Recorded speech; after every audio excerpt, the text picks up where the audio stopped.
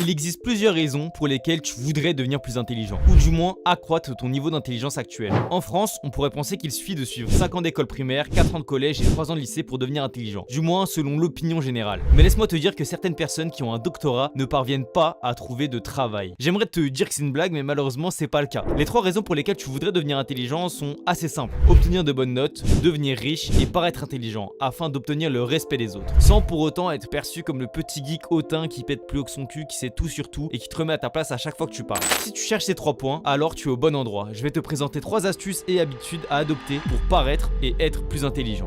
Lire des livres. J'ai déjà fait une vidéo à ce sujet et je vais pas vous refaire un top 3 des livres à lire. Cependant, si vous cherchez des livres à lire pour devenir plus intelligent et comprendre un peu comment fonctionne la société, je vous invite à aller la regarder, je vous la mets en première ligne de description. Pratiquez ce que vous lisez, ou du moins lisez sur les domaines que vous souhaitez apprendre. Si les livres de dev perso ou de psychologie ne vous intéressent pas, alors ne les lisez pas. Ça peut paraître bête comme ça, mais lisez sur ce qui vous intéresse. Imaginons que vous souhaitez devenir un pro des échecs, alors allez sur Google et cherchez des livres sur les échecs. Achetez-les, ou si vous n'avez pas les moyens, dans ce cas-là, un livre ça se trouve en e-book sur internet. Je vais pas vous faire un schéma comment trouver un livre gratuitement sur internet, mais en général vous tapez le nom du livre suivi de PDF et vous le trouvez. Néanmoins, ce n'est pas juste suffisant de lire, il faudra pratiquer ce que vous lisez. La loi de Pareto, 20% des actions menées égale 80% des résultats. Donc oui, il vous faut pratiquer. Après avoir lu qu'il vous faut déplacer tel pion pour tel résultat, alors allez sur chess.com pour mettre en pratique ce que vous avez appris. Écoutez des podcasts et regardez des vidéos. Dans cette partie, je ne parle pas simplement d'écouter des podcasts ou de regarder des vidéos d'animaux mignons ou drôles. Je parle de podcasts qui apportent une réelle valeur ajoutée. Vous pouvez visionner des vidéos de personnes célèbres racontant leur parcours ou les épreuves qu'elles ont traversées.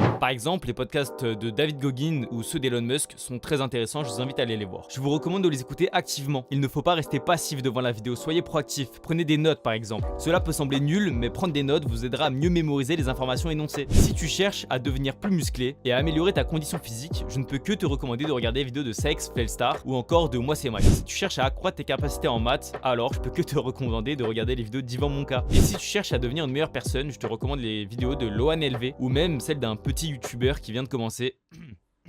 D'ailleurs, si ce n'est pas déjà fait, n'hésite pas à t'abonner. Devenir un créateur. Et oui, pour cette partie, je te conseille de créer quelque chose, que ce soit du contenu sur internet, comme j'essaie de le faire, ou encore d'écrire des articles en ligne, ou même de tweeter sur la culture ou le domaine qui t'intéresse. Créer du contenu va t'aider à devenir plus intelligent, car lorsque tu crées quelque chose, ton cerveau aura tendance à s'en rappeler. Imagine que tu passes ton bac cette année et que tu décides de commencer à réviser en groupe. Prends le rôle du professeur qui donne cours, et tu te rendras compte que tu vas avoir beaucoup plus tendance à te rappeler de ce que tu as appris. De plus, imagine que le contenu que tu crées plaise aux gens qui le regardent. Cela te permettra éventuellement d'en faire ton métier à plein temps. Personnellement, c'est pour ça que j'ai décidé de commencer des vidéos sur YouTube. En t'aidant toi, je m'aide également. Je me sers de toi pour accroître mes compétences, que ce soit en montage, en rédaction ou en création. En somme, devenir plus intelligent n'est pas seulement une question de parcours scolaire ou de titre académique. C'est un processus continu qui implique de cultiver des habitudes et des pratiques qui nourrissent notre esprit et notre compréhension du monde qui nous entoure. En lisant des livres pertinents, en écoutant des podcasts enrichissants et en créant du contenu, nous avons l'opportunité de stimuler notre intelligence et de développer nos compétences de manière significative. Alors,